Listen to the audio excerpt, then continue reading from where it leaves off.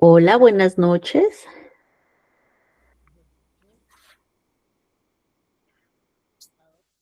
Buenas noches. Ay, ¿Me ha ¿me ha escuchado? escuchado? Ahora sí, el aporte pastuso lo doy yo en esta sesión, así que Perfecto, Doc. eso ya para que, ¿cómo están? Muchísimas gracias a quienes se van conectando.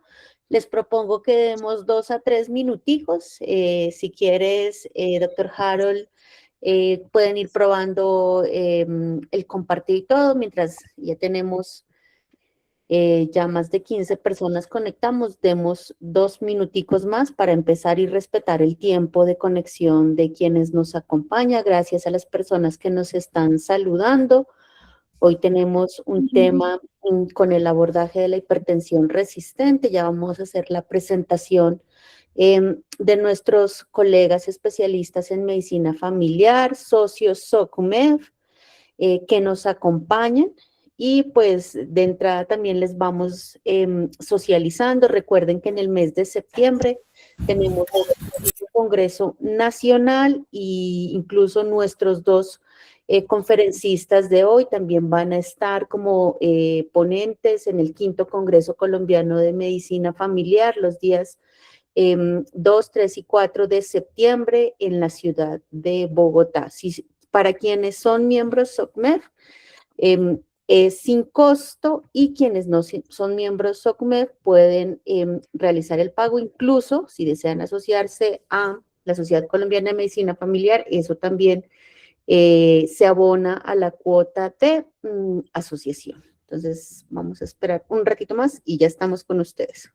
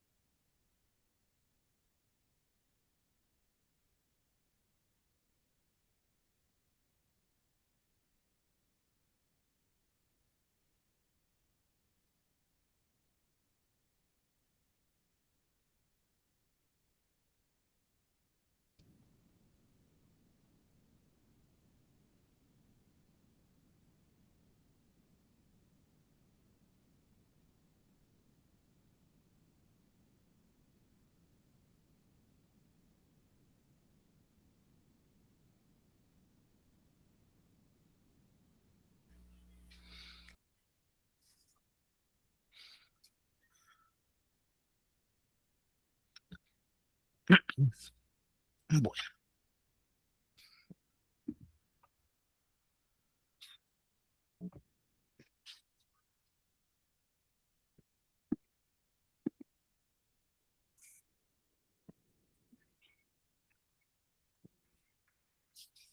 ¿me confirman ahí se ve la presentación? Sí. Correcto. Si Perfecto. deseas, exacto, podrías Ya. minimizar ese exactamente. Entonces, ya contamos con más de 30 personas, miembros de nuestra comunidad conectada. Entonces, vamos a dar inicio para respetar el tiempo de conexión de quienes nos acompañan hoy. Voy a poner a grabar pensando en que de aquí generalmente desde esta estrategia de cápsulas, charlas, sesiones de educación continua y continuada, luego realizamos la compilación de las memorias, incluso también podemos realizar realizamos la compilación de cada una de nuestras sesiones y las alojamos en el canal de YouTube de la sociedad. Ahora sí, para darles la bienvenida, este es un espacio organizado como todos los espacios de la Sociedad Colombiana de Medicina Familiar con el fin de profundizar dentro del ejercicio de la atención integral con enfoque clínico de alta calidad. Hoy nos acompañan dos grandes colegas que nos van a hablar de un tema que representa uno de los mayores retos en la práctica clínica debido a su frecuencia y a su impacto y sobre todo en cuanto a la necesidad de un abordaje diagnóstico y terapéutico integral. Importante sobre todo tener en cuenta identificar sus causas, optimizar tratamiento, reconocer elementos de adherencia y acompañamiento a ese paciente y conocer las estrategias disponibles que tenemos en la actualidad para su manejo, sobre todo pues para mejorar los desenlaces de los pacientes quienes están con este diagnóstico.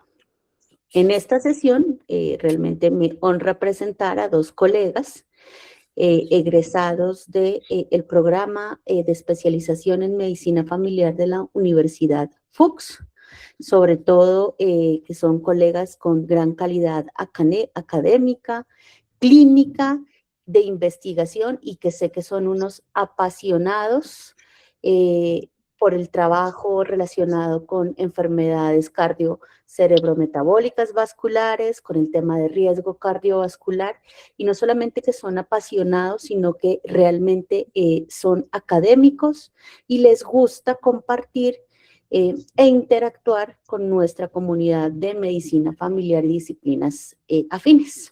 Está con nosotros el doctor Harold Mariano Cantillo, él es especialista en medicina familiar, fellow de medicina vascular, es especialista en hipertensión arterial, estudios en epidemiología clínica y una especialización en evaluación económica en salud. Afortunadamente, invito también a quienes no son socios de la Sociedad Colombiana de Medicina Familiar. Nuestros dos ponentes son socios de la Asociación Colombiana de Medicina Familiar y son miembros del Grupo de Trabajo de Enfermedades Crónicas No Transmisibles, así como el doctor Hugo Marroquín Carrillo, también es especialista en medicina familiar, con estudios en magíster en obesidad y trastornos metabólicos y también socio de la SOCMEF y hace parte también del grupo de trabajo.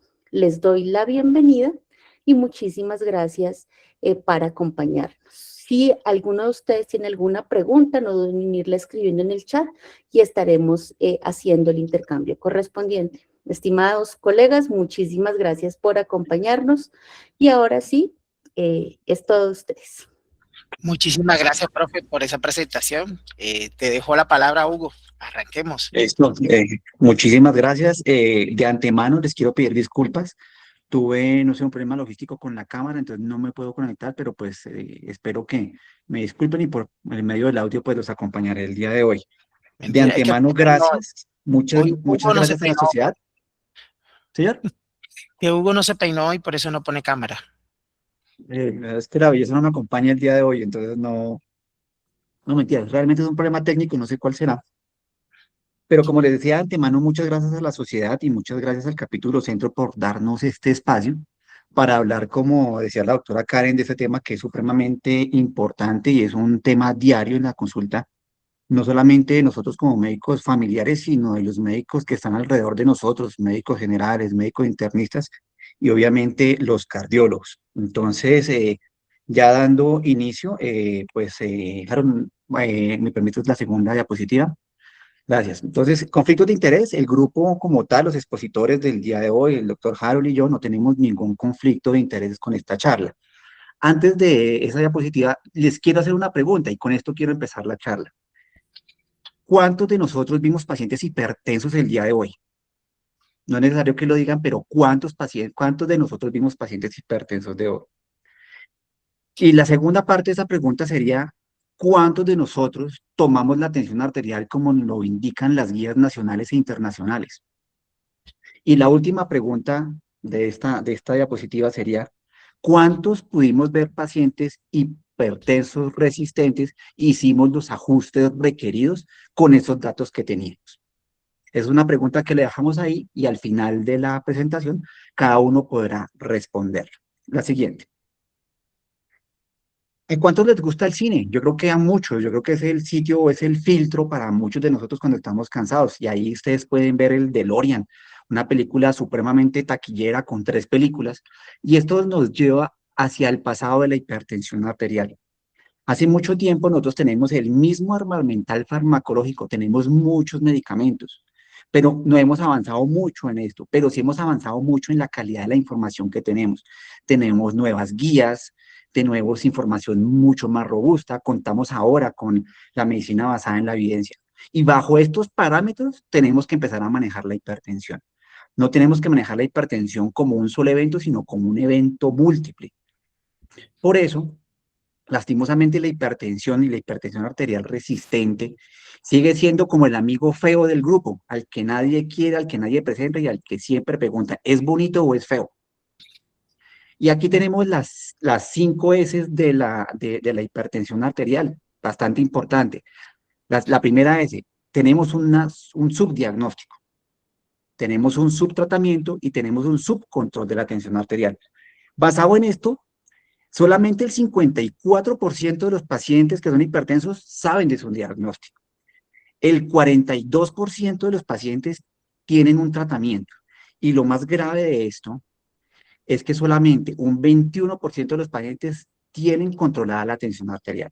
Hasta este punto hemos llegado sabiendo que la hipertensión arterial hace parte de este grupo de enfermedades crónicas no transmisibles. Y lastimosamente, los pacientes se nos están muriendo y se nos están complicando. La siguiente, por favor.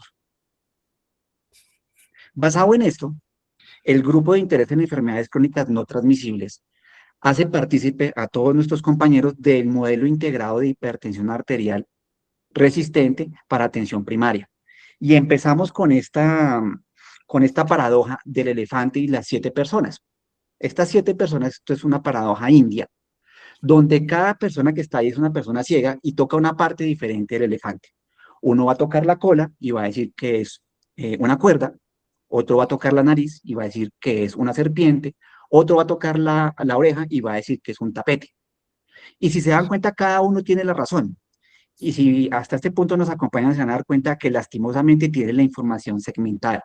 Y como tal, estamos tratando la hipertensión arterial por segmentos. Si encontramos que tiene un factor genético, nos basamos en el factor genético. Si es un factor modificable como el sedentarismo, el tabaquismo, el alcohol, manejamos esto. Pero lo estamos haciendo de una forma inadecuada. Tenemos que hacerlo como un todo, tenemos que hacerlo en una forma global. Basado en esto, vamos a plantearnos 4 preguntas. La siguiente.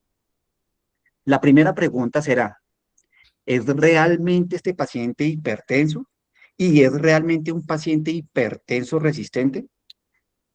Recuerden que las guías cada vez hacen más énfasis en una toma adecuada y en una toma parametrizada y una toma que se pueda repetir. Por eso, si ustedes se meten a la página de la OPS, hay un curso en los cuales cada 6 meses las personas que nos dedicamos a la atención médica tenemos que recertificarnos en toma ideal de tensión arterial, generalmente con osciloscopio. La segunda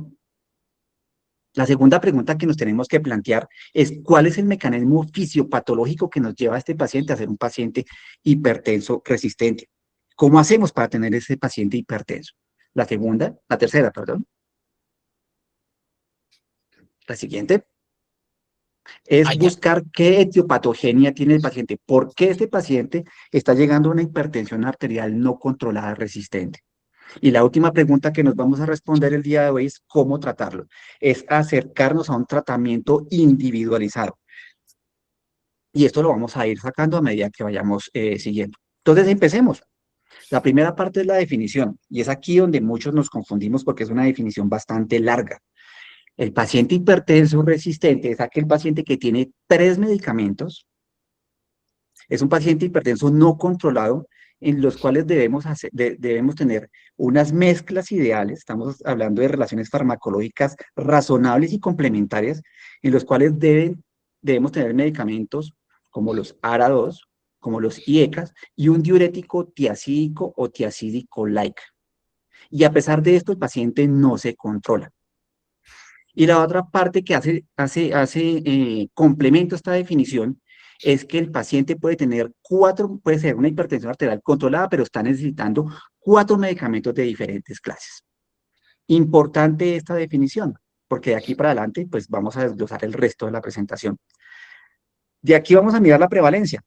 Aquí tenemos un inconveniente en la prevalencia.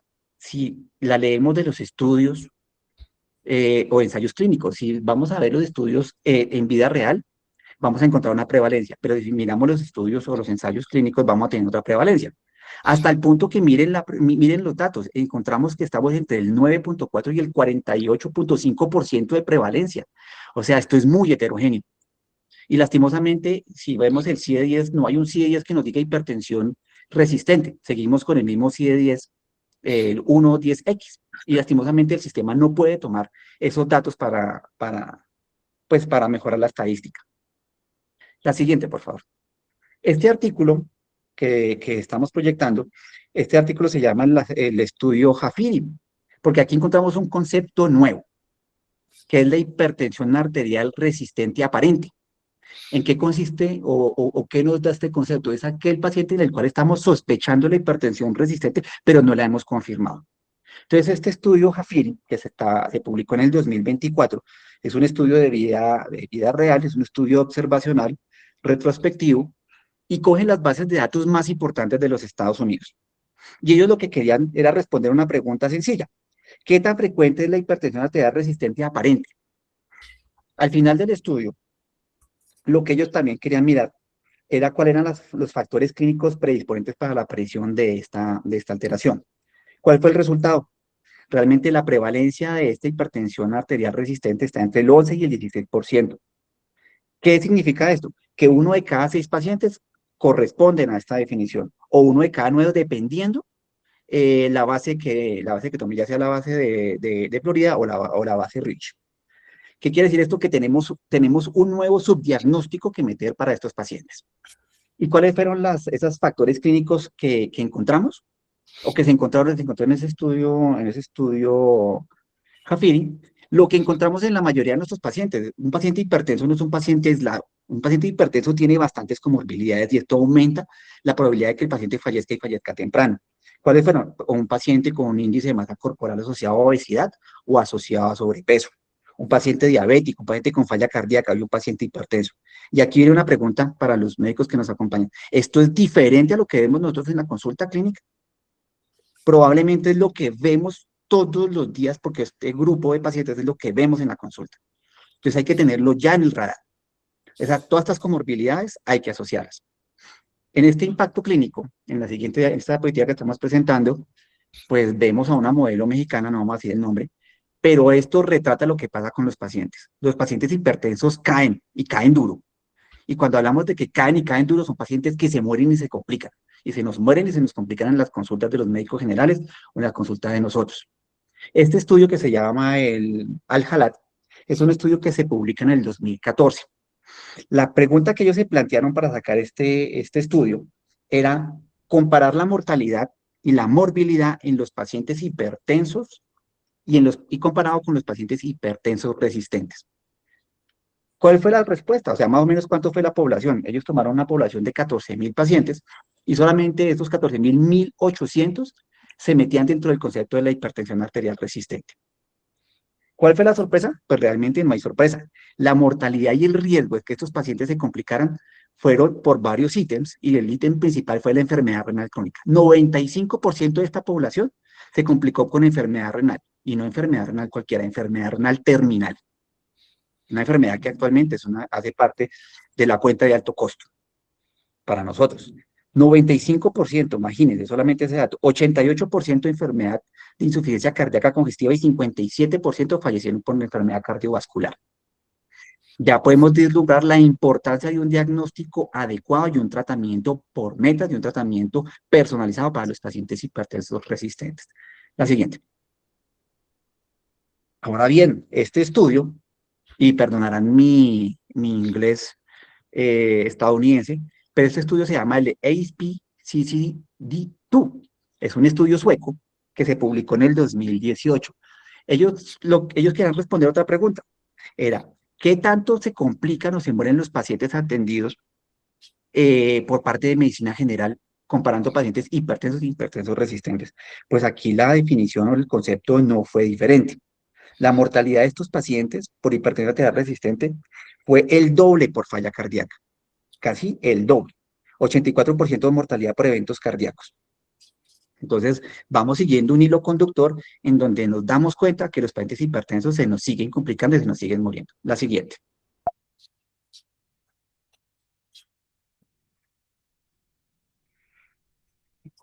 Ahora, volvemos a la película. Vamos a montarnos de nuevo al DeLorean. Nos vamos a ir antes de diagnosticar la hipertensión arterial resistente. Vamos a diagnosticar hipertensión. Vamos paso a paso para correr.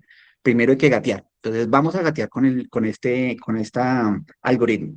De nuevo les comento, este algoritmo hace parte de los documentos o de las acciones que llevamos desde el grupo de interés en enfermedades crónicas transmisibles.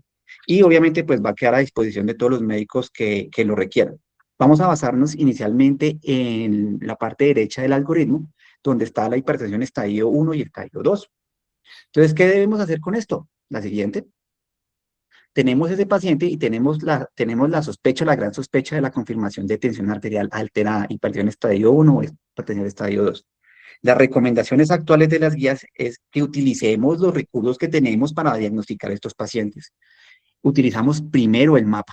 Ya se van a dar cuenta más adelante la utilidad de todos los parámetros que tiene el mapa para diagnosticar y perfilar adecuadamente un paciente por subtipos o por fenotipos. Entonces el mapa nos va a dar dos datos especiales, o el paciente es hipertenso o el paciente no es hipertenso. Si el paciente es hipertenso, directamente el paciente ingresa a la ruta integral de atención del paciente hipertenso.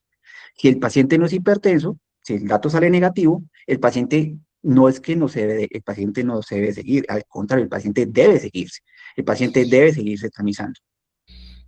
Si vemos obviamente pues vemos el mapa dependiendo de la pertinencia clínica, pero si no hay pertinencia clínica para solicitar, ¿qué debemos hacer? El algoritmo nos dirige fácilmente a ver la viabilidad de toma ambulatoria de tensión arterial en casa.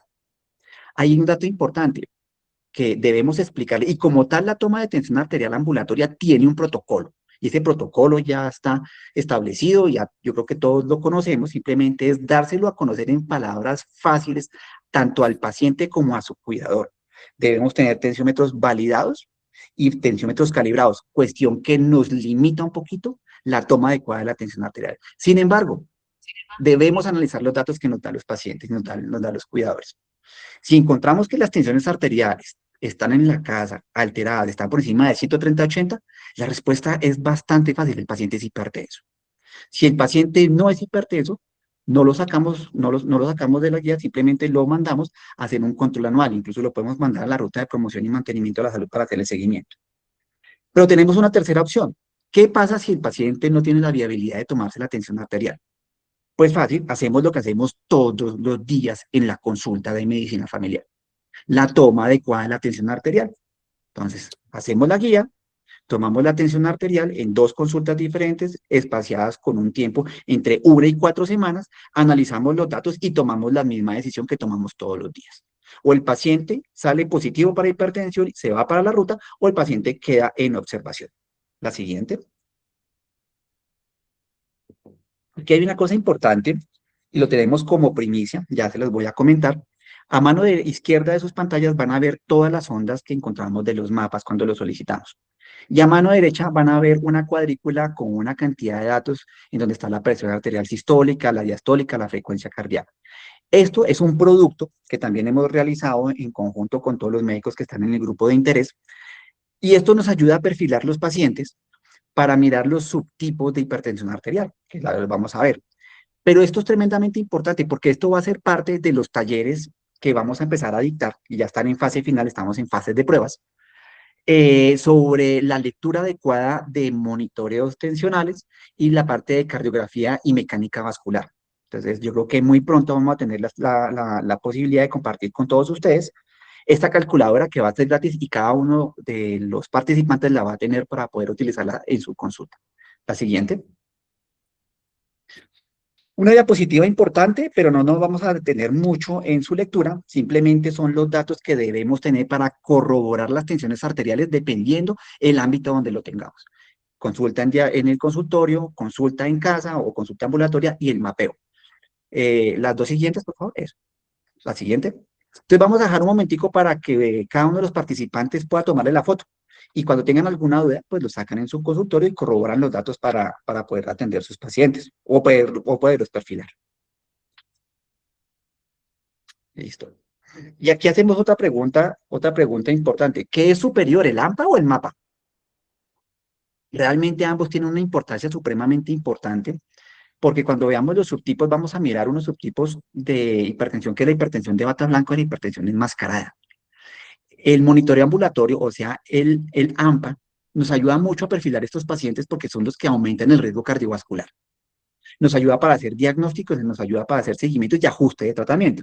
Sin embargo, como se van a dar cuenta más adelante, en la explicación que nos va a dar Harold, el mapa tiene tantos datos y es un examen que le podemos sacar tanto jugo y le podemos sacar tanto perfilamiento del paciente que se van a quedar asombrados en el momento en que hagamos los talleres. La siguiente. Basados en estas premisas que veníamos hablando, vamos a revisar que todos los pacientes hipertensos no son iguales, así parezca realmente, pero no son iguales. Vamos a mirar que hay subtipos de hipertensión arterial, como les comentaba, y hay fenotipos.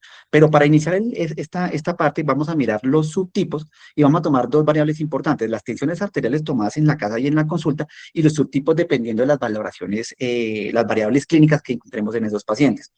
La siguiente. Entonces aquí, la siguiente.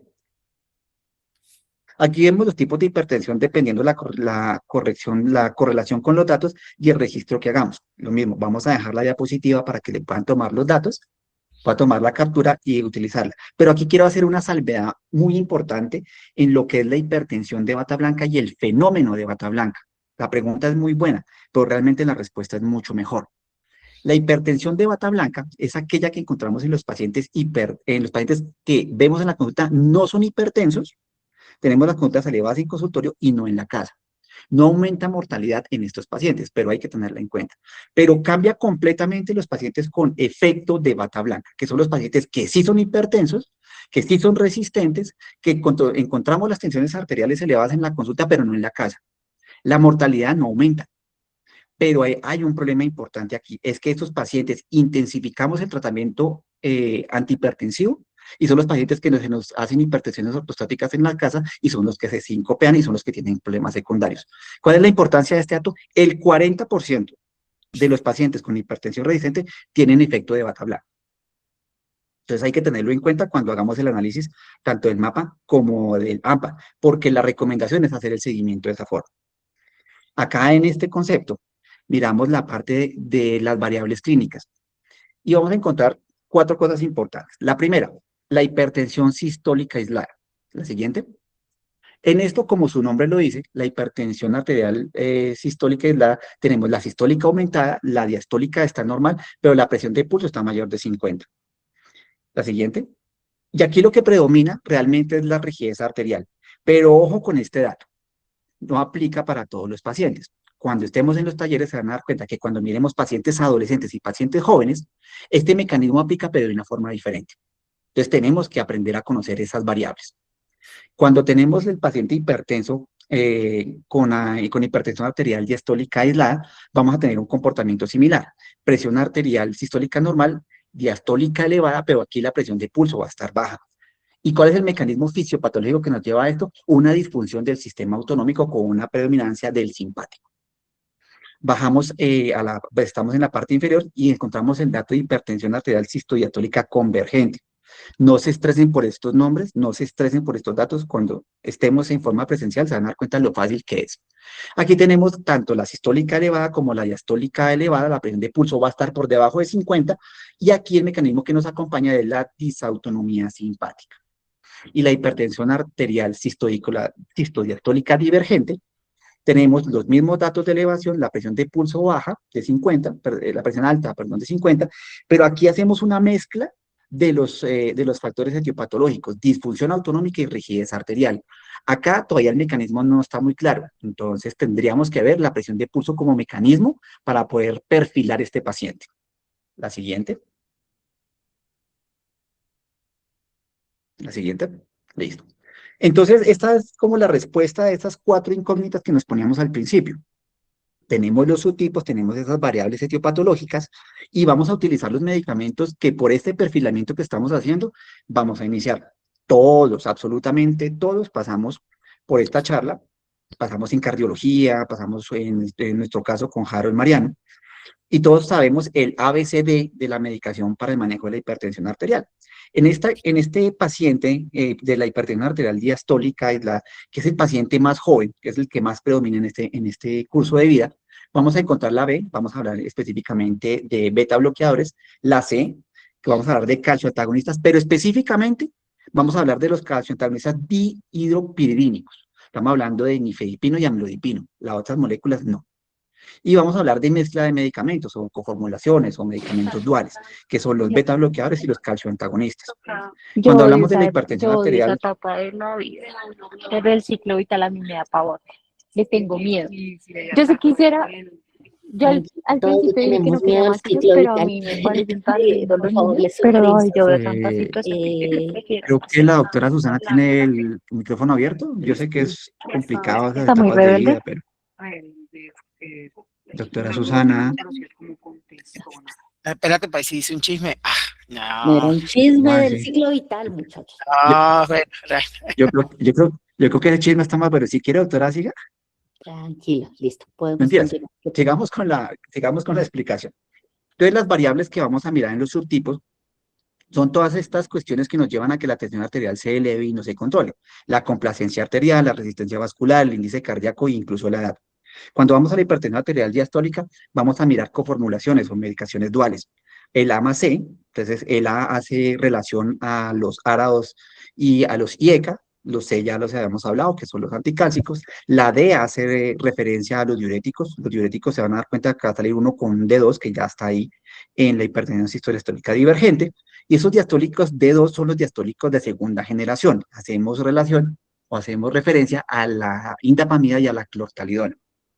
Cuando pasamos a la sistoliastólica divergente, hacemos ya medicación dual con diuréticos de segunda generación, anticálcicos o incluso si se requiere, ya tenemos las 3 moléculas y ya estaríamos hablando de hipertensión resistente.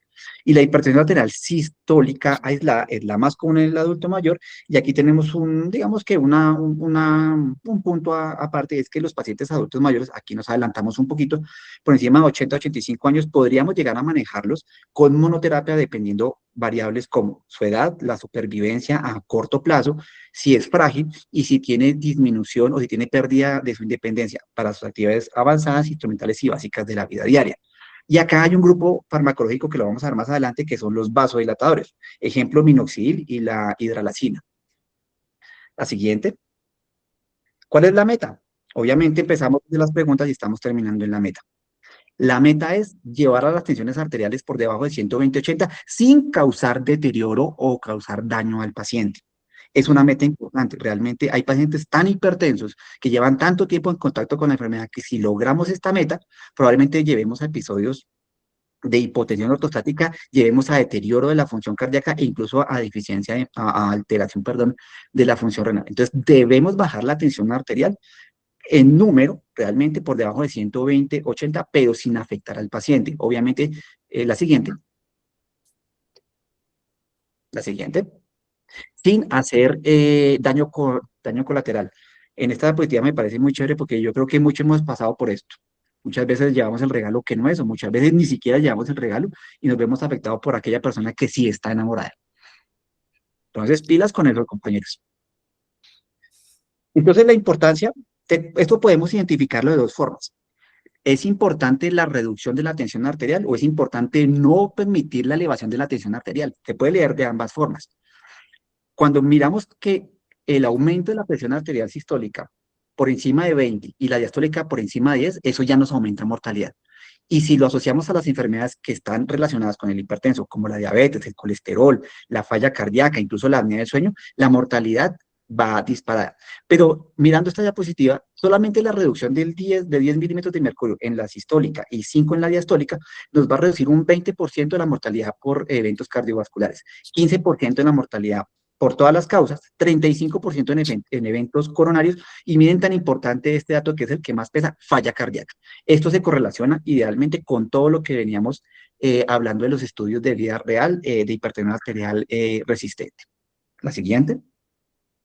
A partir de eso, vamos a tomar otra vez el DeLorean y nos vamos a ir un poquitico atrás, el abordaje inicial antes de diagnosticar la hipertensión arterial resistente.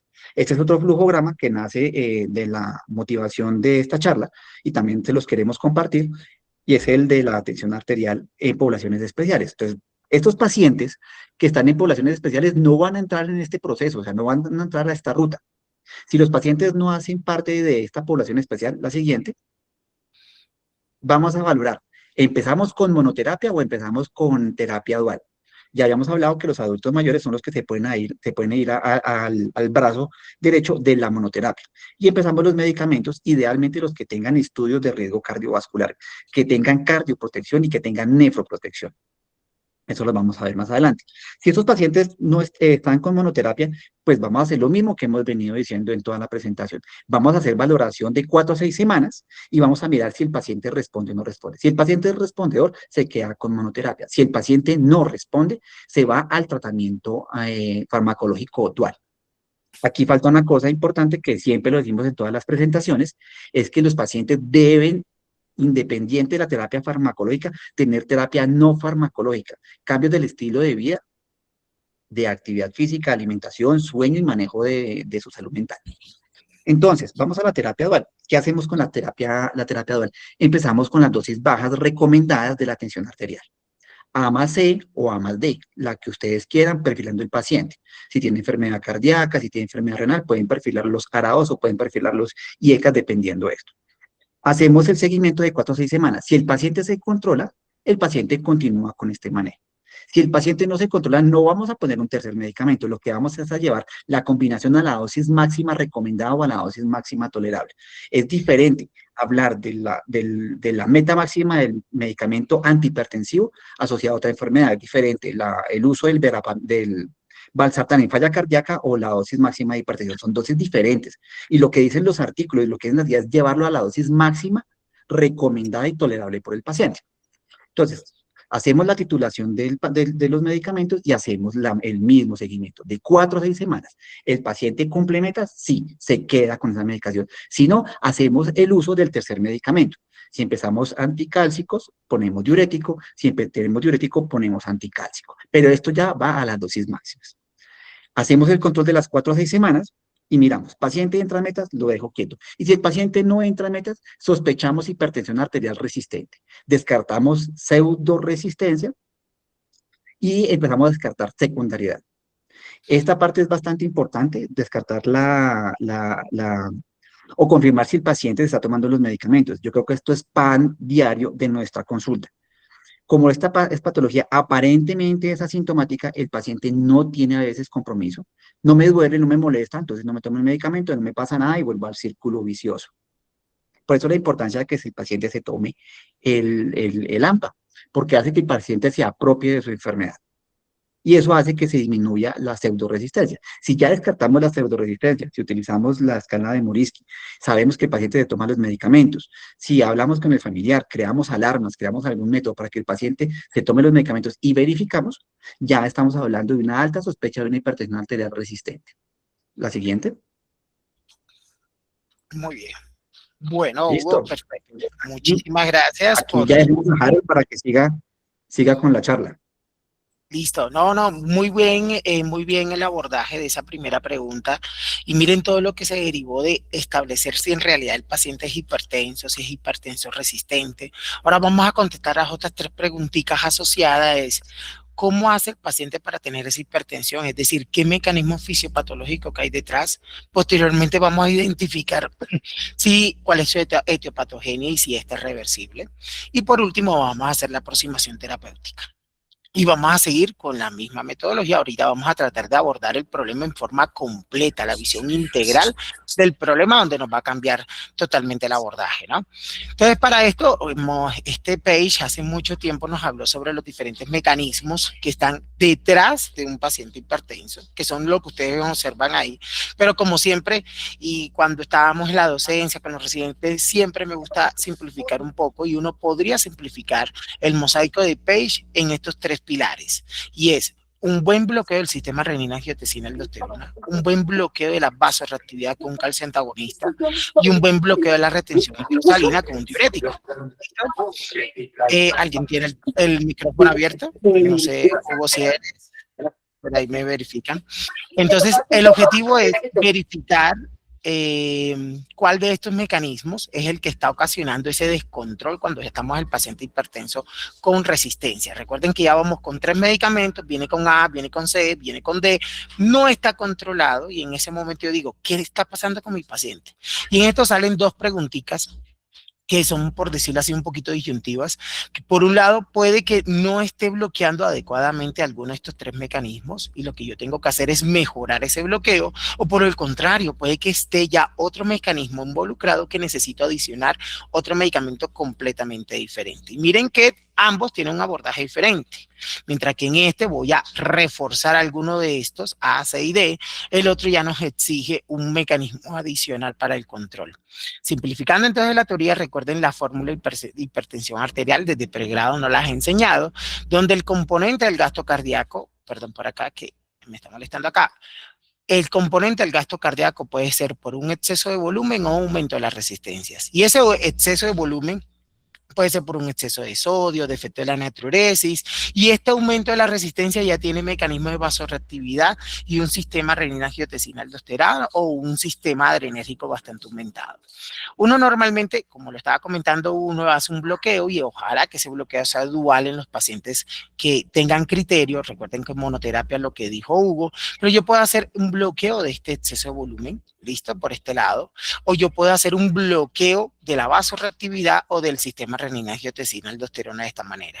Pero yo creo que ustedes se estarán preguntando, si yo hago un buen bloqueo, ¿por qué mi paciente sigue teniendo hipertensión resistente? Y porque yo tengo que descartar que no esté bloqueando bien estos tres mecanismos, y es que existen mecanismos de escape. Y esos mecanismos de escape me exigen a mí hacer un buen bloqueo, identificar cuál de esos tres, si es el bloqueo del sistema renina-angiotensina-aldosterona, si es de la vasorreactividad o si es de la parte diurética la que requiere un refuerzo. O exista otro mecanismo adicional. Y otro mecanismo adicional muy frecuente es el aumento del tráfico simpático. Y este estudio que ustedes están observando acá, publicado ya hace 6 años, nos mostró incluso una realidad fisiológica. La frecuencia cardíaca de un paciente hipertenso no es la de un paciente normal. La frecuencia cardíaca, el punto de corte en los pacientes hipertensos es 80. Por encima de 80, miren qué pasa con el tráfico simpático. Hay un aumento de los derivados de adrenalina y noradrenalina, los cuales nos obligan a nosotros a tratar de hacer un abordaje adecuado. Entonces yo puedo estar me falta un bloqueo de los que ya tengo, o necesito bloquear otros sistemas, como es el caso del sistema adrenérgico. Entonces esto se complica porque detrás de este paciente resistente, miren todos los mecanismos que yo empiezo a sospechar que puedo necesitar un bloqueo adicional. Puedo que requiera un bloqueo de receptor mineralocorticoide, pueda que requiera un beta bloqueante, pueda que requiera un vasodilatador. Y aquí viene la pregunta, nosotros como especialistas de atención primaria, ¿cuándo nos vamos a inclinar a cada una de estas intervenciones? Porque miren que son muchas opciones. La buena noticia, algo que nos enseñó este hombre, es que todo tiene solución. Después que lo dejó la exnovia, todo tiene solución, y miren que se hizo su tatuaje. Nosotros también buscamos la solución para un abordaje un poquito sistemático de la hipertensión resistente. Entonces ahorita vamos a hablar del ABC, de la hipertensión resistente. Y eso lo podemos tomar como un plan A. Todos esos pacientes con hipertensión resistente, hagamos este ABC. Este ABC nos va a recordar cuáles son esas intervenciones mínimas que yo tengo que hacer en el paciente con hipertensión resistente para disminuir, como nos mostró Hugo, esos desenlaces. Cuando yo comparo un paciente hipertenso resistente versus no resistente, resistente se muere más, se complica más. No podemos ignorar la hipertensión resistente. En ese orden de ideas, y ya esto no me detengo porque ya Hugo lo adelantó, hay que descartar que no sea una hipertensión Neymar, es decir, una hipertensión, una pseudohipertensión, una pseudoresistencia, perdón. Hay que verificar la adherencia, aplicar la escala de Morisky, mirar si tiene medicamentos concomitantes que tengan efecto presor. Un ejemplo muy claro, y a mí me gusta dar ese ejemplo porque se está aumentando la formulación de la velafacina. La velafacina es un efecto presor importante que tan solo cambiando el medicamento ya posiblemente incluso requiere ajuste negativo de los medicamentos antihipertensivos. Y lógicamente en esta parte el MAPA o el MPDA o el AMPA son los que nos van a ayudar a verificar esa pseudo resistencia. Pero entonces vamos con el ABC. ¿A qué vamos a llamar A? Y ojo con esto, que esto aplica tanto para médicos generales como especialistas de atención primaria. ¿Cuál es mi intervención A? Mi intervención A es optimizar la terapia farmacológica en ese momento. Ojo, optimizar. Recuerden, y Hugo nos lo dejó claro, ya yo hice todo mi abordaje y mi paciente quedó con A, con C y con D. ¿Qué tengo que hacer? Modificar a segunda generación si es posible. Si viene con un D tiacídico, lo paso a un diurético like. ¿Cuáles son mis diuréticos light? Indapamida y clortalidona. Pensar en la indapamida principalmente cuando yo quiero un efecto metabólicamente neutro, tiene estudios de beneficio cardiovascular, tiene estudios incluso de beneficio renal. Clortalidona, yo me puedo inclinar por potencia. Furosemida, solamente me voy a inclinar si tiene una tasa de filtración menor de 30. Mayor de 30, yo debería considerar rotar, si no lo he hecho antes, un diurético de segunda generación, que ahorita son los llamados diuréticos light. También debería considerar rotar a un ARA2 de segunda generación, ya vamos a mirar por qué, pero esta es una consideración. Algo importante que nos dice la guía es este pasito. El paso de la D es importante y ojalá que lo combinemos con un paso de la A, con esa rotación del ARA2 de segunda generación. ¿Listo? Ahora bien, también en este paso A, adicional a hacer esta rotación del diurético light y si se puede el ARA2 de segunda generación, si no lo he hecho antes, debería adicionar, si tiene buen potasio y una tasa de filtración mayor de 30, el antagonista receptor mineralocorticoide. ¿Listo? Esta es mi opción A. Esa es lo primero que tengo que hacer. Y esto va para médicos generales y para especialistas de atención primaria. Ideal que esta parte lo haga el médico general para que remita el paciente que en realidad requiere esa valoración por medicina interna, por medicina familiar o cardiología, haciendo bien este paso. Y este paso, y es importante, es yo creo que se estarán preguntando, ¿qué me aporta ese diurético de segunda generación? En este caso les puse el ejemplo de indapamida. La indapamida, igual que la clortalidona, tiene un punto de acción totalmente diferente al diurético tiacídico y esto incluso le genera un poquito de potencia y seguridad. Por otro lado, la indapamida, a diferencia de la clortalidona y la hidroclorotiazida, tiene un efecto en la relajación de la musculatura lisa.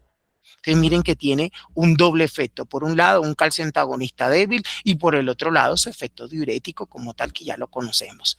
Ambos nos pueden ayudar a bajar esa presión arterial y adicional nos da un perfil de seguridad diferente. Y miren que la indapamida, la hidroclorotiazida y la clortalidona tienen seguridades y beneficios totalmente diferentes.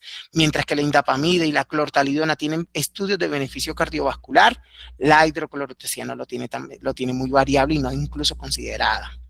Miren, por ejemplo, en los pacientes con gota, quién se puede favorecer en el caso de la indapamida, quienes uno pensaría en rotar, que no sería la mejor opción un tiacídico, una clortalidona, igual que el componente glucémico.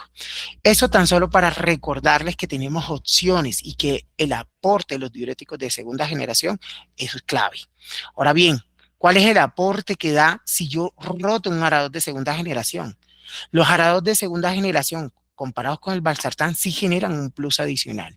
Miren, por ejemplo, en el caso del valsartán y el olmesartán, que tienen mayor afinidad con estos AT2 y que eso se traduce en mayores reducciones de presión arterial.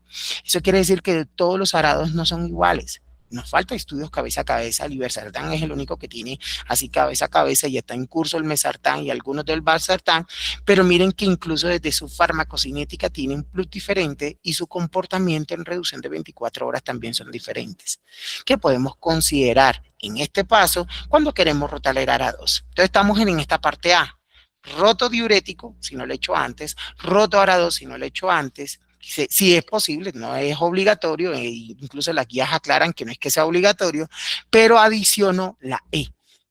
No les dé miedo adicionar la E. Toca adicionar la E. Todos los estudios que ustedes ven en esta diapositiva soportan el estudio, especialmente el Pathway 2, que se marcó la diferencia en el 2015. Pero todos estos estudios que ustedes ven acá, que por tiempo no nos vamos a detener, soportan la rotación. ¿Cuál es el mejor cuarto medicamento? La E, la espironolactona o eplerenone. O no finererona, la finererona va por otra línea, no nos sirve mucho para bajar hipertensión, por eso tiene unas indicaciones claras, no combinemos. En este caso estamos hablando de espironolactona, eplerenone, lo que tienen estudios en reducción de presión arterial, incluso estudios de beneficio renal en pacientes hipertensos. Cuando sale el estudio Pathway 2, en el 2015, incluso aparece una de las primeras guías, uno de los primeros consensos de hipertensión resistente, indicando un punto muy importante, cuál es el cuarto medicamento ideal, y mírenlo ahí, el antagonista receptor mineralocorticoide. ¿Cuál? Espironolactona o eplerenone. Ojo, no hay que suspender el diurético con que ya venía, se adiciona como cuarto medicamento. ¿Por qué hago esta aclaración? Cuando hacemos clínica de hipertensión vemos con frecuencia que adicionan la E y quitan la D. No, porque yo esto lo que estoy haciendo es ampliar el bloqueo del sistema adrenal, del sistema renina-angiotensina aldosterona y adicional a ese componente hidrosalino. Lo que aquí viene de en adelante es que después del cuarto medicamento es tirar una moneda. Cuando mirábamos consensos anteriores, no nos daban una pauta muy clara. Miren, bueno, si con el cuarto medicamento no lo controla, dale dosazocina o bisoprolol. No hay más. Y si ya le intentaste bisoprolol, pasa a la dosazocina. Y si no lo controlaste, miren que da de quinta opción, la clonidina. Complejo porque no nos daban una pauta muy clara de cuál voy a escoger porque tiene mecanismos diferentes. Mientras que uno me inhibe el tráfico adrenérgico, el otro es un vasodilatador directo. ¿Listo? Entonces, teníamos esa pequeña debilidad antes, las cuales fueron mejorando y vamos a mirar ahorita. Entonces, paso A, no se les olvide, por favor, roten el D, roten el ARA2 si lo pueden y adicionar la E. Ojo, adicionar la E es lo más importante, espironolactona o plerirone. Si ustedes se preguntan cuál de los dos es el mejor, ambos tienen los mismos estudios. Espironolactona es el que tiene más estudios, más barato. Yo puedo utilizar la espironolactona sin problema. Ahora bien, si el paciente no tolera espironolactona, disfunción eréctil, ginecomastia, cambio de tono de voz, bueno, rota de plerirone. La rotación, a pesar que se hace 1-1, es decir, mi paciente viene con 25 miligramos de espironolactona, lo rota 25 miligramos de plerirone, ojo que la plerirone es menos potente y probablemente ese paciente a las 4 semanas termine con 50 miligramos. Aquellos que tuvimos esa pequeña experiencia hace como 2 años, 3 años que se acabó la espironolactona y nos tocó rotar el plerirone, observamos ese cambio de hipertensión, que los pacientes se descontrolaban. Sí, está escrito en guías. 25 miligramos de espironolactona es equivale a 50 de plerirone. Entonces, a pesar que uno rote 1-1, uno vigila al paciente a las 4 semanas, porque probablemente requiere aumento de dosis en ese tiempo. Entonces, miren que ahí ya debemos tener claro ese punto A, porque eso es obligación de tanto en médicos generales como especialistas. Ahora, esa tercera pregunta que nos comentó Hugo es ¿por qué tiene la hipertensión? Se contesta en esta parte B, porque recuerden que estamos en la ruta del ABCD, el ABC. En el B es descartar que no tenga secundarismo o una hipertensión resistente. Si el paciente tiene definición, y esto es importante, si el paciente tiene definición de hipertensión resistente, yo tengo que descartar secundarismo. Y el secundarismo hay 2 opciones. Hay unos paraclínicos de primer contacto y otro de segundo contacto. ¿De qué depende? Si yo no tengo un hallazgo clínico típico que me oriente, o una condición clínica predominante que me oriente si tiene un secundarismo. Si tiene una condición clínica, yo me voy a lo que me está indicando el paciente. Si mi paciente tiene cara de luna, estrellas violetas, ya yo me voy directo para el paraclínico, que yo sé perfectamente que ustedes lo saben cuál es. Pero si no tiene, yo hago enfoque de prevalencias. Y el enfoque de prevalencia es que yo tengo que solicitar estos paraclínicos en primer contacto. ¿Todos estos, Harold? Sí, todos estos. Aplicar una clinimetría, estos Van y Edward, obligatorio las 2, que si sale alterada, solicitar una polisomnograma. Descartar la disfunción tiroidea, y aquí es obligatorio TSH y T4 libre. Ambos, tanto el hipotiroidismo como hipertiroidismo, me causan hipertensión o me generan un descontrol de la hipertensión. Ecocardiogramas para las coartaciones aórticas y valvulopatía es importante. Descartar tanto la enfermedad parenquimatosa renal como la renovascular, por eso es obligatorio. No solo la ecografía renal y la función tanto podocitaria como glomerular, sino también pedir Doppler de arterias renales. Y aquí viene nuestro dolor de cabeza. Y esta parte B es de especialista. Esto se lo estoy comentando, medicina familiar, medicina interna o aquellos subespecialistas, especialistas que sí están unidos hoy. Ojo, cuando uno va a esta parte, uno tiene que hacer ajustes farmacológicos para poder solicitar la actividad de renina plasmática y la aldosterona. Y ahí está, aquí les dejo un cuadrito de cómo interpretarlo. Pero ojo, si yo no puedo, porque mi paciente está muy difícil ajustar el medicamento, yo puedo solicitar estos paraclínicos sin ajustar medicamentos, sí, solamente suspendiendo el diurético y la espironolactona. Ojo, tendría que rotarlo por otro, pero este no es la mejor ruta. La mejor ruta es hacerlo completo, es decir, con periodos de lavado, pero no, por decirlo así, no me debe hacer una barrera el no suspender o no rotar un medicamento. ¿Cuáles son los medicamentos que sí o sí se tienen que suspender? Los diuréticos, el antagonista receptor mineralocorticoide, sí o sí se tienen que suspender 4 semanas antes. El IECA, ARA2, se tienen que suspender 2 semanas antes. Incluso ideal no utilizar calcio antagonistas. ¿Cuáles sí puedo utilizar? Un calcio antagonista, pero no dihidro, es decir, en este caso el verapamilo yo puedo utilizarlo, la dosazocina, la prazosina, yo puedo utilizarlo para ese proceso de lavado. Igual yo les dejo acá abajo el artículo donde les dice el paso a paso, si ustedes no quieren suspender medicamento o si quieren suspender medicamento y cómo interpretar la prueba, igual la prueba se interpreta igual que aquí les dejo cómo. ¿Listo? Ya por tiempo nos toca de esta manera, pero ojo, estos son los paraclínicos de primer contacto. Si esos paraclínicos de primer contacto salen normales, yo no me quedo tranquilo. Tengo que descartar los paraclínicos de segundo contacto, es decir, las enfermedades poco prevalentes. ¿Cuáles son? En el caso del feocromocitoma, yo tengo que solicitar metanefrines en orina y en 24 horas. Metanefrines en orina en 24 horas y metanefrinas séricas.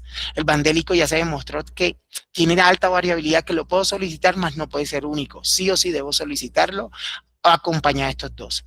Para la acromegalia, la somatomedina C. Y recuerden que es el más sensible, ideal acompañado de la hormona de crecimiento, pero este es el examen más importante, la somatomedina C.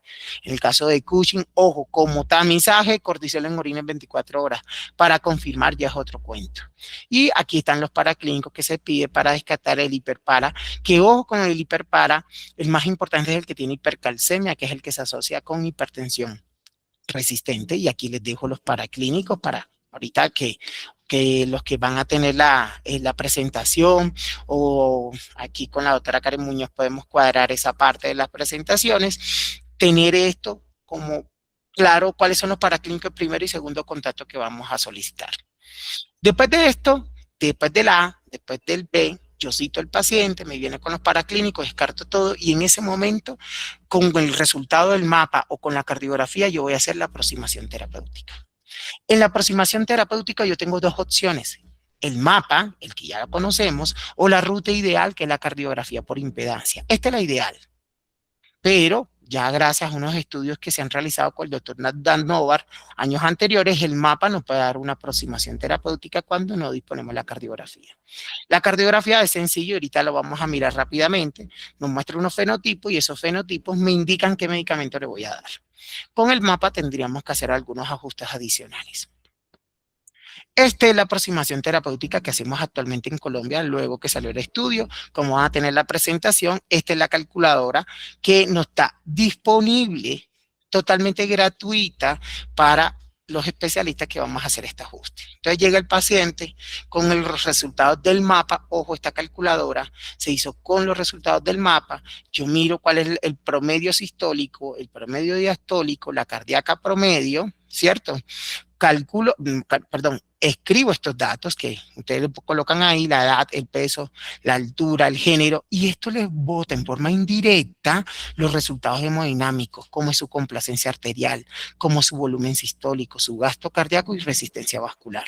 El único ajuste que ustedes van a hacer es que este gasto cardíaco ideal cambie los índices cardíaco, principalmente los pacientes que son bastante gruesitos o pacientes con obesidad para este modelo.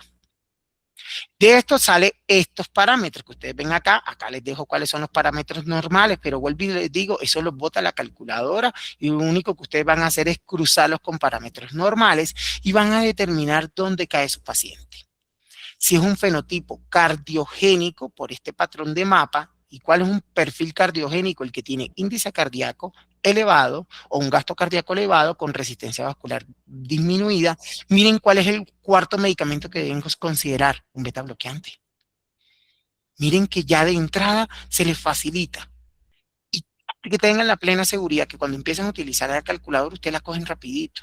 En los talleres y en el congreso vamos a ampliar esta parte y en los cursos vamos a ampliar esta parte el que esté interesado, pero créanme que es muy sencillo. Perfil cardiogénico, índice cardíaco elevado o gasto cardíaco elevado con resistencia vascular disminuida, beta bloqueante. Ahora bien, vascular, en este patrón de mapa hay de dos tipos, central y periférico. El central es el que tiene esta complacencia arterial comprometida, disminuida, donde indica rigidez arterial, y la mejor opción es optimizar el calcio antagonistas o adicionar un vasodilatador directo. ¿Cuál? Dosazocina, prazosina, por último clonidina, en ese orden. Lo ideal, la dosazocina es el que tiene más estudios. ¿Listo? Ahora, si tiene periférico, es decir, tiene resistencia vascular elevada, que es es decir, todo está normal y la resistencia está elevada, miren cuáles las opciones que yo tengo que determinar. De esta misma manera, en forma indirecta, yo puedo calcular la parte volumétrica, pero ojo que la debilidad de este enfoque. No determina bien el enfoque volumétrico, nos habla de una forma indirecta con este volumen sistólico. Yo puedo determinar si tengo que retirar el diurético o tengo que adicionar un diurético, disminuir la dosis. Y está el patrón mixto. Miren que con estos datos hemodinámicos localizo en qué fenotipo está mi paciente y ese va a ser el cuarto y quinto medicamento. Y ojo que esto no es de cardiólogos, esto no es de especialistas de hipertensión, este es todo especialista clínico de atención primaria. Esto tenemos que dominarlo. Esto va para medicina interna y medicina familiar. Esto tienen que dominarlo. ¿Listo? Los especialistas de atención primaria, los médicos familiares debemos dominar esto porque este es nuestro pan de cada día, la hipertensión, especial la que nos remiten los médicos generales que sería la resistente. Igual ahorita vamos a hacer un espacio de preguntas y vamos a aplicarlo rápidamente en un caso clínico. La cardiografía ya llegó a Colombia hace un ratico, ya llegó para quedarse. La cardiografía es un estudio más barato que el mapa, nos ayuda en la hipertensión resistente en forma clara, es un estudio no invasivo, se colocan 4 electrodos y nos bastan unos daticos. No me voy a detener mucho en qué consiste, pero sí en una pequeña explicación. Hay unos datos muy marcados que nos da el gasto cardíaco, el volumen sistólico y la resistencia vascular. Y en teoría, si mi paciente está controlado, eso va a estar en sus parámetros normales. Pero en pacientes con hipertensión no controlada, resistente o no resistente, puede predominar una y lo que hace la cardiografía es identificar cuál es el que no está controlado para que tú lo identifiques y puedas gestionarlo. Por ejemplo, en este caso, ¿cuál es el que está descontrolado? El gasto cardíaco. Que hay que dar medicamentos que me bajen el índice cardíaco. Acá, ¿cuál sería la resistencia vascular? ¿Qué hay que hacer? Dar medicamentos que me bajen la resistencia vascular. En este caso, ¿qué hay que hacer? Diurético porque el paciente está encharcadito. ¿Listo? Son varios fenotipos, pero rápidamente, en forma muy rápida, estos son los fenotipos que bota la cardiografía. En realidad el reporte lo da como un nanograma, y ese nanograma los indica si cae acá es hiperdinamico, si cae acá es hipodinámico, si cae acá está normal, que es lo que queremos en todos nuestros pacientes, si cae arriba es vasoconstrictor o es un mixto. Y también le va a indicar cuál es el estado volémico para determinar si hay que suspender diurético o ajustar diurético. En forma muy rápida, si cae acá es hiperdinamico. Y eso se lo bota el aparato. Ahí mismo le va a decir cuál es el índice cardíaco, si está aumentado, y ahí está la figurita que le dice, hey, es hiperdinamico, ¿qué hay que hacer? Dale beta bloqueante selectivo. No, en realidad es hipodinámico, cayó acá. ¿Qué hay que hacer? Ah, hay que suspender beta bloqueante si lo tiene. Hay que incrementar las dosis IECA o ARA2 si en realidad están subóptimas o intentar un vasodilatador si todo lo anterior ya lo hice. Y miren el orden. Primero dosazocina, después prazosina, por último clonidina o minoxidil. Acá les dejo los parámetros, pero bueno, ojalá que tengamos, los invito en el congreso a participar en el taller que vamos a hacer con Hugo, que incluso vamos a llevar aparatos para que ustedes los conozcan, incluso se familiaricen. Vamos a llevar incluso mapas para que ustedes empiecen a practicar. Vuelvo, insisto, estas son herramientas de atención primaria que tenemos que conocer. Este es un ejemplo de vasoconstrictor. Miren dónde cayó el paciente y miren las opciones, cambia. Es muy parecido al enfoque mapa, lo que pasa es que este es más preciso que el enfoque oscilométrico. El enfoque oscilométrico, que es el que previamente había comentado que lo realizó el doctor Nandover. Y acá también la cardiografía le da un enfoque volumétrico. En el enfoque volumétrico lo que vamos a mirar es si necesita diurético o no necesita diurético, con esto que se llama Z de 0, que nos indica el estado de volemia del paciente. ¿Listo? Este año realicé conjunto con un compañero un estudio de costo-utilidad para ver si la cardiografía por impedancia en Colombia es costo útil. Si era rentable un año, queríamos mirar si era costo útil a 5, a 10 o a ciclo vital, y que se encontró que era dominante. Generaba menos costos, aumentaba los controles, disminuía desenlaces. Es decir, es dominante, era más efectiva y de menor costos. Y lógicamente, miren, en el análisis de sensibilidad, la mayoría de pacientes quedaban en esta costo-efectividad. Es decir, es una estrategia más barata que el mapa y que nos da una información. Ojo, más no sustituye el mapa. Y esto deben tenerlo claro. El mapa es importante, en especial si yo quiero descartar si es bata blanca, si el patrón Dipper, pero si yo quiero ajustar farmacológicamente a mi paciente, la cardiografía, que vale la mitad, nos puede ayudar un poco más. ¿Listo? Vamos a aplicar esto rápidamente, un casito clínico. Para no pasarnos de tiempo. Entonces les presento a Lucy. Lucy tenía varios problemitas. El problema mayor, que era chismosa, como pueden observar, estaba recuperándose. Adicional de eso, tenía comorbilidades crónicas importantes. Miren, hipertensa, resistente, no controlada. Tiene una enfermedad renal que ha mejorado, pero que igual estaba en A2, dislipidemia, sobrepeso, prediabetes, había bajado de peso, incluso ya era obesidad grado 1, pasó a sobrepeso, mejoró la glicemia, pero mantenía la hipertensión no controlada. Venía con losartán, es decir, venía con A, hidroclorotiazida con D, amlodipino C. Y todas en dosis máximas terapéuticas. Adicional, ya la habían colocado en empaglifosina como beneficio renal y venía con su rosuvastatina para el manejo de la dislipidemia. Miren el L muy bonito, miren la glicosilada, estaba perfecta, estaba bonita, había bajado, estaba en 6.2, bajó 5.6, mejoró la función renal. Y me llamó la atención en el momento de que llegó a nuestra consulta de hipertensión, que mantenía este descontrol con esos 3 medicamentos, pero que en los últimos 6 meses no le habían hecho ajuste. Y ya la habían valorado previamente unos colegas y no le habían hecho el ajuste necesario. Entonces, miren, 172, 102 en ese momento.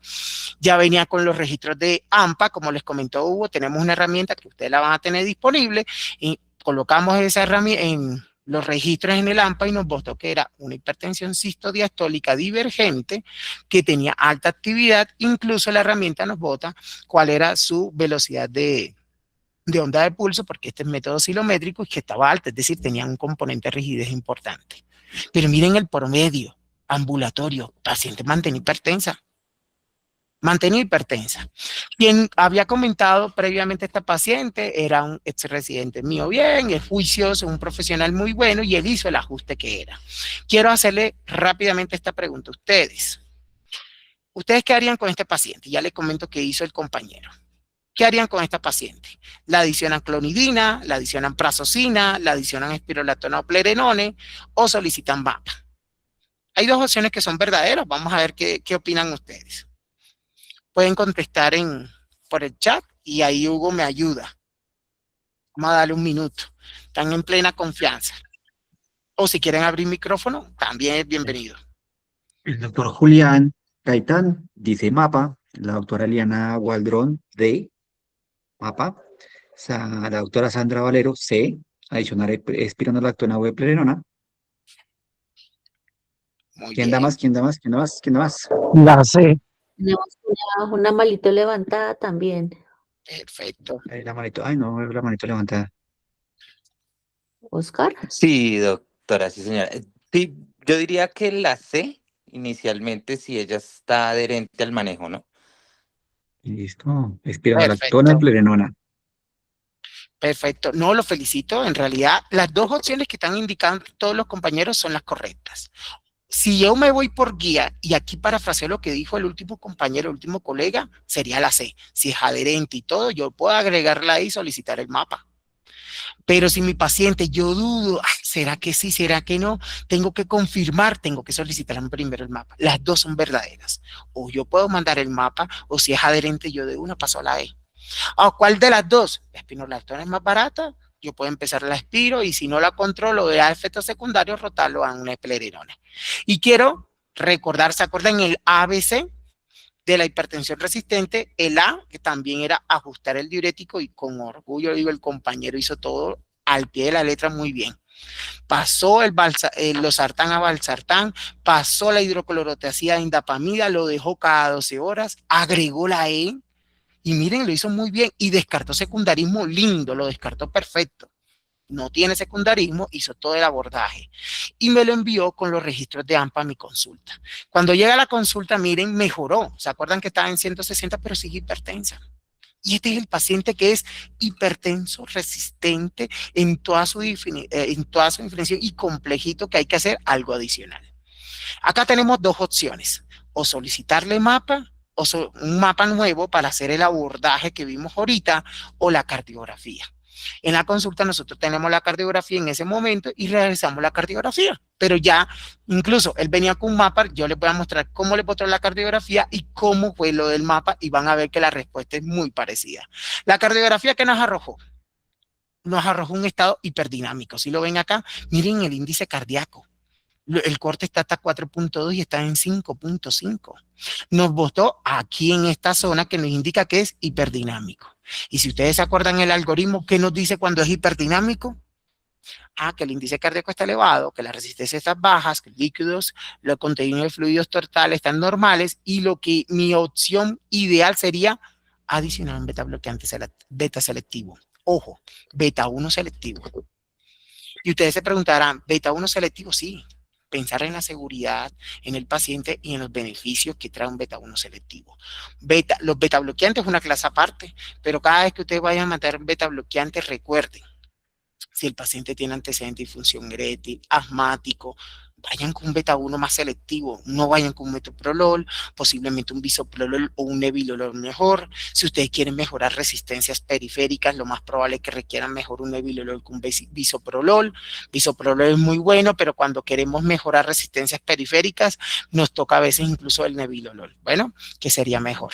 ¿Qué le hicimos con él? Bueno, le continuamos el mismo manejo, le adicionamos el nebilolol. Incluso cuando adicionamos el nebilolol, nos tocó bajar un poquito la dosis de nalodipina. Y miren con dónde cayó después de ese ajuste. A pesar que se le bajó de dosis de nalodipina, miren dónde cayó, en el normal. Siguiendo el algoritmo, nos arrojó beta bloqueante, iniciamos beta bloqueante y nos fue muy bien. ¿Listo? Ahí lo malo que ya recayó en el chisme, pero el resto le fue muy bien. Miren el registro de AMPA, miren la atención cómo mejoró. Miren la cardíaca, y probablemente ese calcio antagonista toque seguir bajando dosis, porque venía muy bien.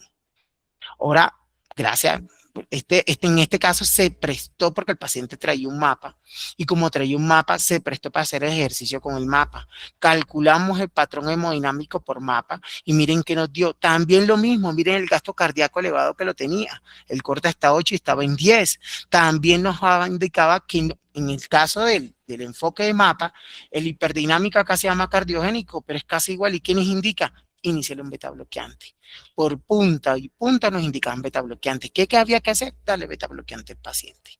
A esto es lo que le estamos apuntando actualmente en atención primaria, que se llama medicina personalizada. Y miren que tenemos herramientas muy claves en el día a día para este paciente. Y el paciente con hipertensión resistente, que incluso es el que más se complica, miren que tenemos estas herramientas que son costo efectivas. Por eso les mostré el estudio de costo efectividad, que incluso el que esté interesado le puedo mandar el artículo completo, que ya en estos días sale publicado, de costo efectividad de la cardiografía, donde incluso nos sale más barata. Ya para conclusiones, abrí espacio de preguntas y no demorarnos mucho. El control de hipertensión arterial genera un impacto positivo. Desenlaces fatales y desenlaces no fatales. ¿Listo? Que tener una ruta, como vimos ahorita, de hipertensión resistente, esa ABC, nos puede ayudar. Miren, me gustó mucho ahorita cuando le hice la pregunta de qué harían ustedes. Casi todos sincronizamos en lo mismo. O mapa o mando la E, si es adherente. Casi todo el mundo manda. Y si pensamos lo mismo.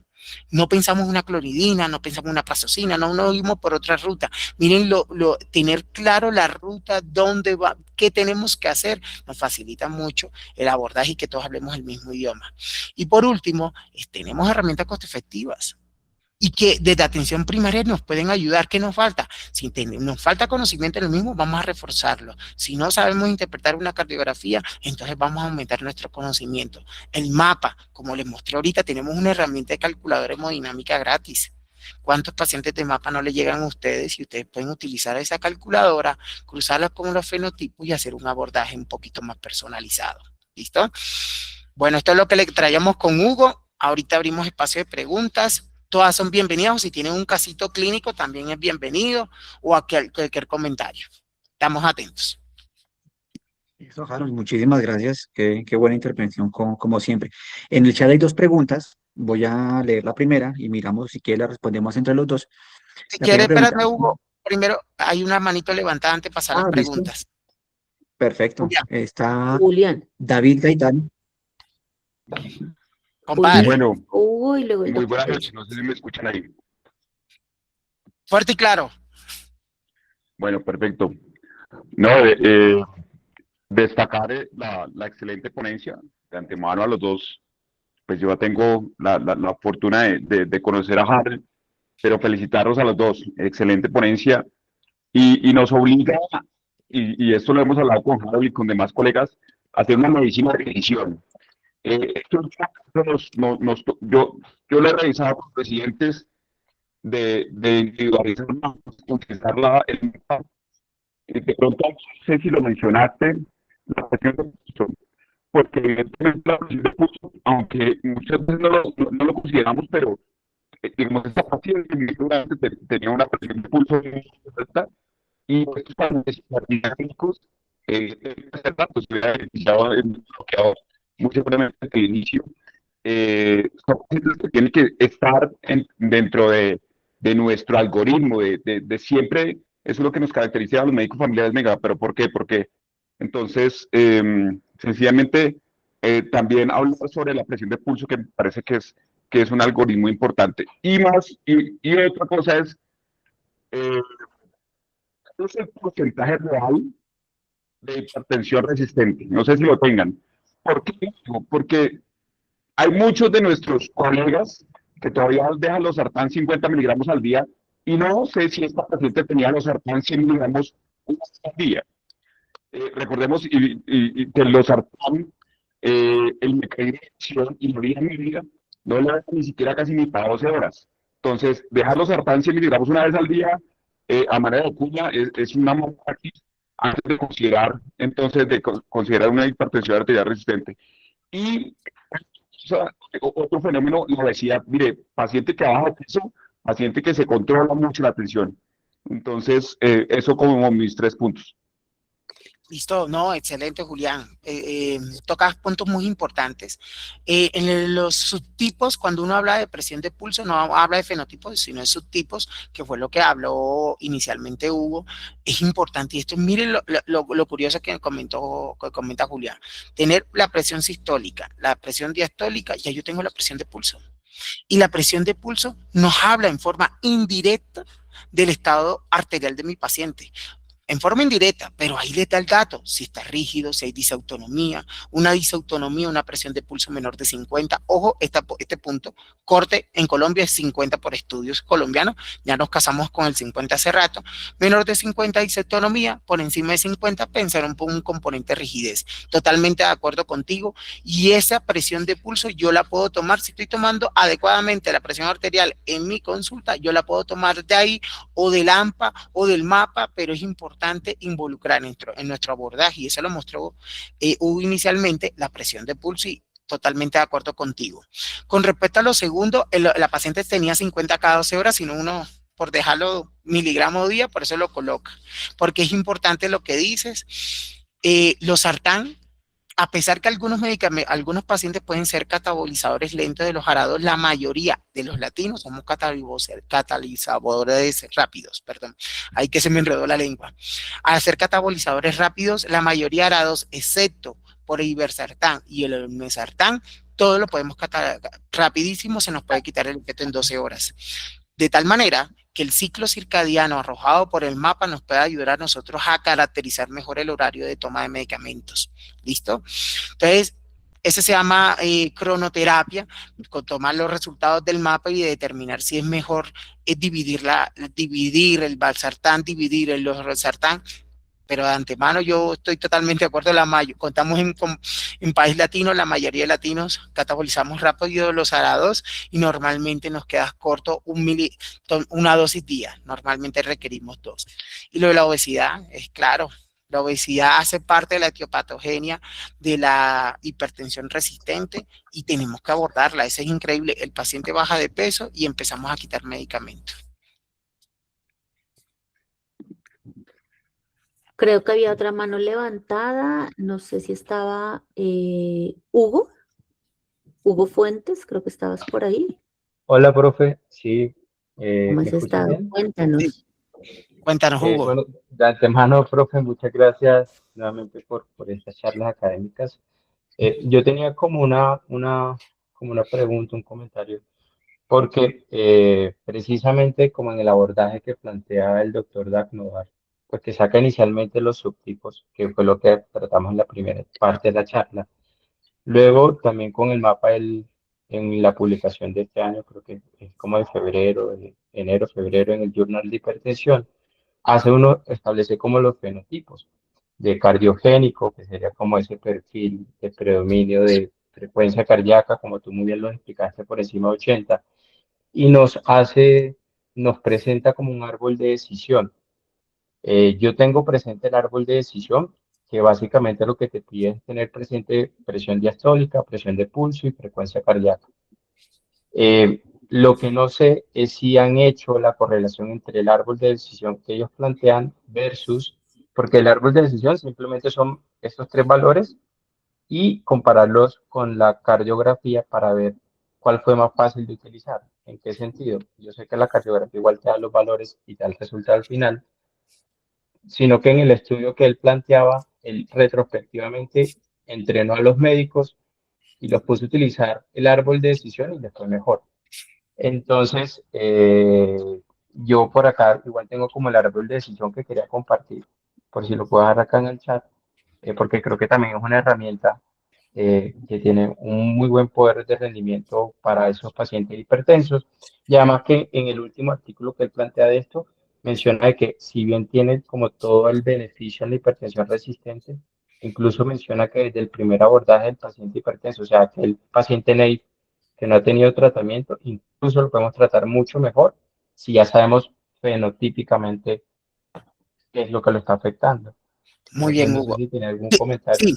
claro. El primer comentario que te tengo, que lo dijiste tú al final de tu frase, es que ese abordaje, en realidad, no podemos hablar de fenotipos cuando hablamos solamente de presión sistólica y diastólica. Se habla de subtipos desde de la parte de términos como tal, pero ese abordaje es importante si el paciente no es resistente.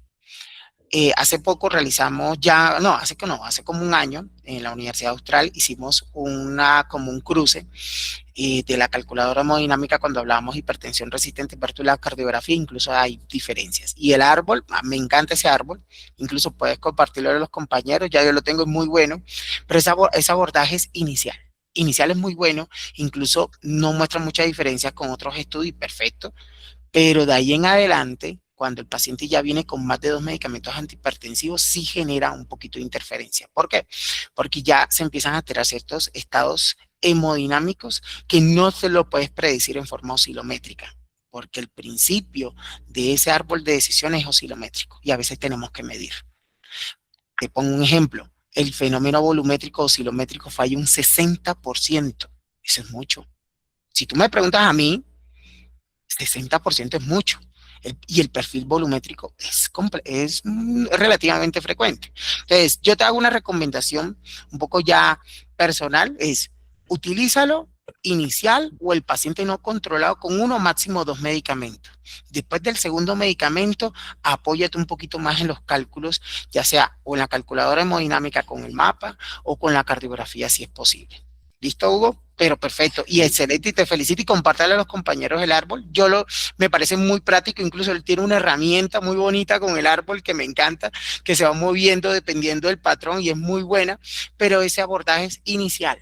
Recuerda que el tema de hoy estábamos en el resistente. Listo, profe, gracias, gracias. Bien. Harold, yo quiero hacer una intervención pequeña con lo que dijo el doctor Julián. Sí, hágale.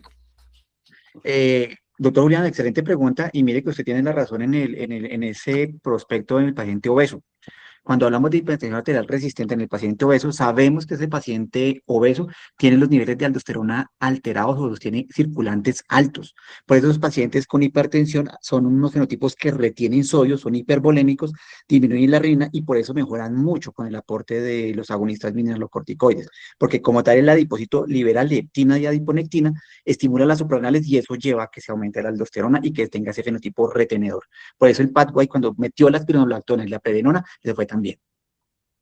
50% controlados, es verdad.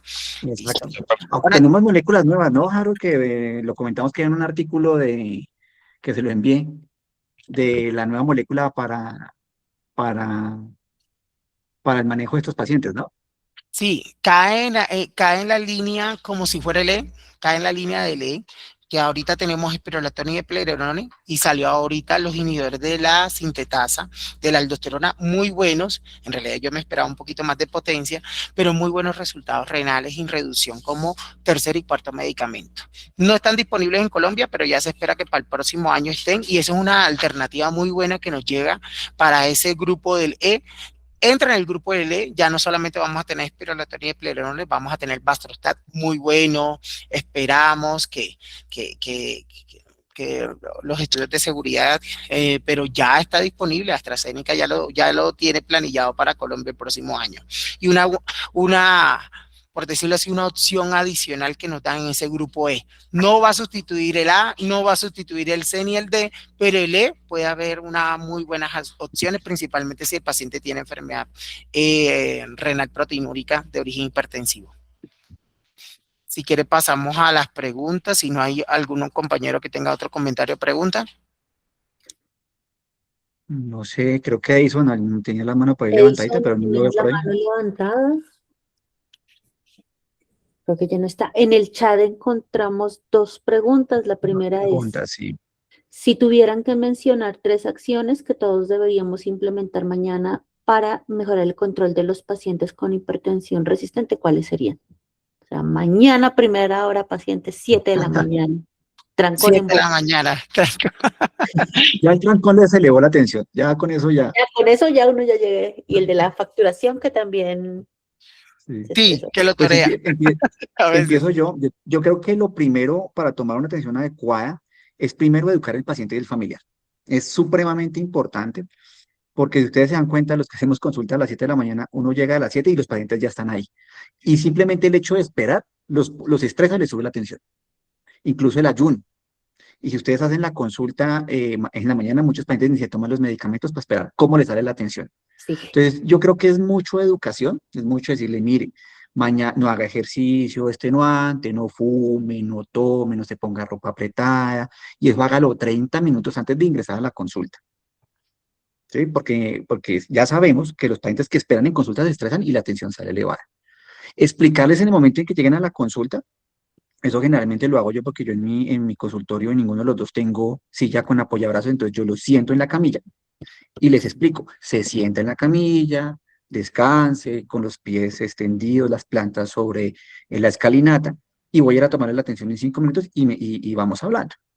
Entonces, la primera cosa es explicarle al paciente y al familiar cómo es el protocolo para la toma de la atención y explicarles claramente por qué es tan importante la toma del AMPA. Harold. No, totalmente de acuerdo. Yo recomiendo mucho hasta los 3 pasos, confirmar bien el diagnóstico, las evaluaciones en el segundo paso es importante. Recuerde que todo paciente hipertenso, una vez confirmado el diagnóstico, nosotros tenemos que hacer una adecuada clasificación. Y esa adecuada clasificación va desde las evaluaciones de las complicaciones micro y macrovasculares, complicaciones microvasculares. Todo paciente con hipertensión necesita evaluación del estado glomerular hipodositario, función renal, microalbuminuria, evaluar si tiene criterio para retinopatía hipertensiva, evaluar si tiene criterio para hacer tamizaje de cardiopatía hipertensiva, hacen la clasificación de riesgo cardiovascular, que recuerden que para Colombia, a pesar que nos gustó mucho el Preven y todo, para Colombia nosotros tenemos estructurado el consenso de evaluación de riesgo cardiovascular de 4 pasos, que son muy sencillos. Recordar que ahorita ya llega la publicación de la guía de hipertensión colombiana, muy buena, muy buena, se las recomiendo, pero ellos van a dejar como decreto la utilización del SCORE-2 para evaluación de riesgo cardiovascular. Entonces miren que tenemos datos adicionales que van apareciendo. Entonces mi recomendación es, primero, buen diagnóstico; segundo, buena evaluación del paciente; y tercero, y la evaluación completa incluye también los hábitos, ¿no?, del paciente y todo. Para tercero, hacer un abordaje personalizado, porque es claro, el abordaje personalizado no va solamente de la parte farmacológica, sino no farmacológica. No todas las recomendaciones no farmacológicas para todo el mundo. Julián. Julián. No, solo un punto. Hay otros pacientes que son los pacientes con ansiedad. Cuando uno le manda a un paciente AMPA, la embarró, porque ese paciente con ansiedad se va a tomar la atención cada 10 minutos. Entonces, hay otras cosas. Uno, considero la evaluación por el grupo interdisciplinario de psicología, psiquiatría en esos pacientes. Y dos, sabemos que ya los pacientes tienen relojes que supuestamente le miden la atención. La página de alguna manera validados y que uno puede confiar en dichos equipos, porque también la invitación es a mirar ese paciente con qué se está realizando el monitoreo. Entonces, son pacientes ansiosos, el AMPA lo pondría en discusión y mirar cuál es el dispositivo que está utilizando para hacer el AMPA. No, es que sí, Sí, cuando de hablamos de acuerdo. AMPA es educación completa, desde el equipo validado hacia arriba y también pacientes. Totalmente de acuerdo, Julián. No todos los pacientes tienen ese criterio. Por eso, personalizar. Totalmente de acuerdo, Julián. Bueno. Bueno, no sé, muchísimas gracias también por el espacio, por aportarnos con esta visión integradora, con las recomendaciones. En el chat dejamos el enlace para el canal de YouTube. Ahí van a encontrar las sesiones previas y en los próximos días esta sesión. Y no dejamos de hacer la invitación a 2 grandes iniciativas. Primero, nuestro 5º Congreso Nacional, en los cuales pues están todos y todas cordialmente invitados. Y la segunda, en el chat también encontramos el enlace para la iniciativa de decisiones acertadas, capítulo Medicina Familiar Colombia. Ya muchas sociedades científicas cuentan con recomendaciones de hacer y no hacer. En este año tenemos la gran oportunidad como Medicina Familiar Colombia de realizar este proceso, este avance, así que todos están cordialmente invitados a revisar esas propuestas, a darnos su opinión, dar una escala de calificación, pues porque esto también lo construimos entre todos. Muchísimas gracias.